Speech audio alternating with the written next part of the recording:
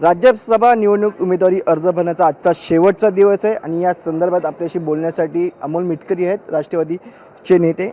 Sir, काय वाटतं, राज्यसभा निवडणूक बिनविरोध होईल की लढत होईल?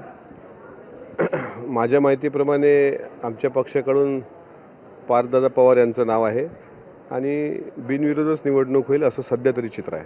पण या ठिकाणी शिवसेनेकडून 2 उमेदवार हे दिले जात आहेत की लढत होण्यासाठी. ती चर्चा आहे त्याच्यामध्ये ते डमी उमेदवार आहेत की ते दिलेच जात आहेत. कारण महाविकास आघाडीने बघा एकमताने आदरणीय पवारसाहेबांच्या मताला तिथं ग्रीन सिग्नल दिला. त्यामुळे मला असं वाटतं की नॉमिनल ती चर्चा असेल की चर्चेत किती तथ्य मला माहीत नाही, पण डेफिनेटली ही निवडणूक बिनविरोध होणार. शरद पवार यांचं नाव या याच्यामध्ये आलेलं आहे. कुठेतरी मदत होईल की विरोध? नाही, साहेबांचं तर महाविकास आघाडीकडून नाव आहे, त्याच्यामुळं महायुती हा घटक वेगळा, महाविकास आघाडी वेगळं. महाविकास आघाडीकडून काँग्रेसनी पण त्यांना समर्थन दिलं आहे, त्यांच्या उद्धव साहेबांच्या शिवसेनेने पण दिलं आहे. त्या पद्धतीनं ते जसं बिनविरोध सारखंच चित्र स्पष्ट झालं आहे तिकडं, तसंच आता ही महायुतीचा घटक म्हणून आम्ही भारतीय जनता पार्टी आणि शिंदे साहेबांची सेना असं एकत्र येऊन जे उमेदवार आमचे जातील ते बिनविरोधच जातील असं चित्र आहे. त्यामुळं महाविकास आघाडी संदर्भात मी काय बोलणार? पण आघाडी संदर्भात नाही बोलत आहे, पण असं या ठिकाणी बोललं जात आहे की महाविकास आघाडीमध्ये फुटतील आणि या ठिकाणी लढत होईल आणि ते काही जे मतं आहेत ती या ठिकाणी नाही, तसा एक सूर आहे, तसा एक अंदाज आहे, तसा एक कयास आहे, अर्थातच ती माहिती आहे. पण ती जोपर्यंत प्रत्यक्ष ती दिसत नाही तोपर्यंत आपण त्याच्यावर बोलणं योग्य नाही. तुर्तास तरी ह्या निवडी ह्या बिनविरोध होण्याच्या मार्गावर दिसत आहेत.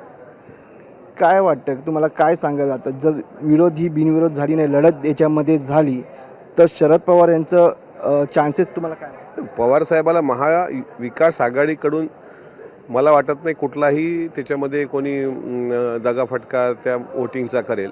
त्यामुळं अद्यापही आज जेव्हा नावं चर्चेची जेव्हा होती तेव्हा तिन्हीमध्ये अलबेल या ठिकाणी दिसून येत होते आणि त्यानंतर आता हे नाव देण्यात आलेलं आहे. कशामध्ये? महाविकास आघाडीमध्ये ज्या तुम्ही पवारसाहेब कोणाचं नाव आहे?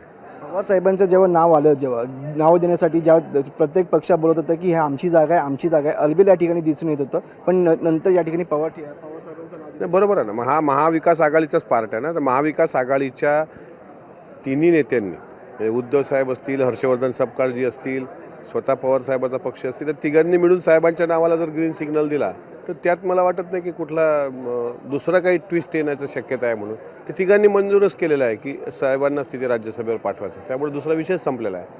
पार्थ पवारांना या ठिकाणी जागा दिलेली आहे. पार्थ पवार निवडून जाणार आहेत. कशा प्रकारे? नाही, ती निवडच बिनविरोध होणार आहे.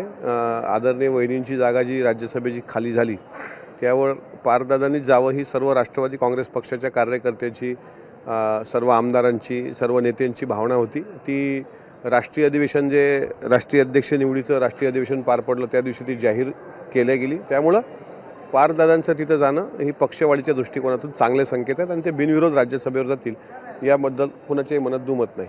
एस-ए-बीच्या चौकशीला सर्वजण नाराज आहेत आणि सर्व जे आपले नेते आहेत ते या ठिकाणी सुनेत्रा पवार यांना भेटले आहेत. नाही, अशी माहिती मला आता पत्रकारांकडूनच कळते आहे की देवगिरीवर काहीतरी आमदारांच्या बैठकी झाल्या, पण मला वाटत नाही, कारण मला तर काही त्याबद्दल माहिती नाही.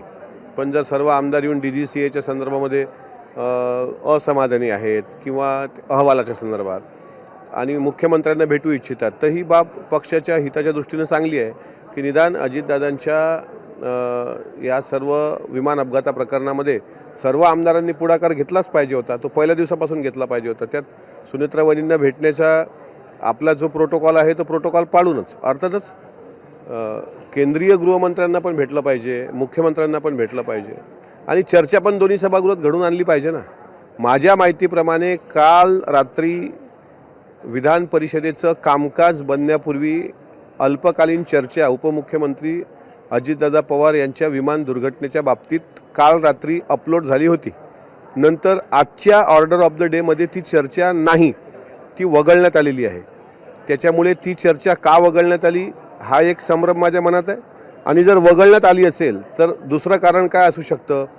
एकतर उद्याचं साधारणपणे हे आहे अर्थसंकल्प आहे आणि आज साधारणपणे मला असं वाटते की मतदार संघ विभाजनाच्या संदर्भामध्ये टाऊन हॉलला भारतीय जनता पार्टीची एक बैठक होती आणि त्याचप्रमाणे राज्यसभेचे नॉमिनेशन पण भरणं आहेत. तर या 2-3 घडामोडी पाहता ते कदाचित पुढच्या आठवड्यात जाण्याची शक्यता नाकारता येत नाही. पण तुर्तास तरी ती आज का वगळली ह्याबद्दल मला खेद वाटतो आणि प्रश्न विचारावा वाटतो. पण तुम्ही या संदर्भात प्रश्न विचारणार आहे? मी प्रश्न विचारणार आहे. मी म्हणजे विरोधी पक्षानं तो अल्पकालीन चर्चेचा प्रस्ताव दिला होता. तर शशिकांत शिंदे साहेबांकडून ती अपेक्षा आहे मला आणि ते विचारतील आणि मी पण विचारेल. रोहित पवार ज्या प्रकारे मुद्दा उपस्थित करत आहेत, वारंवार पत्रकार परिषद घेत आहेत, तुम्ही पाठिंबा देणार अजून रोहित पवार यांना ज्या प्रकारे ते?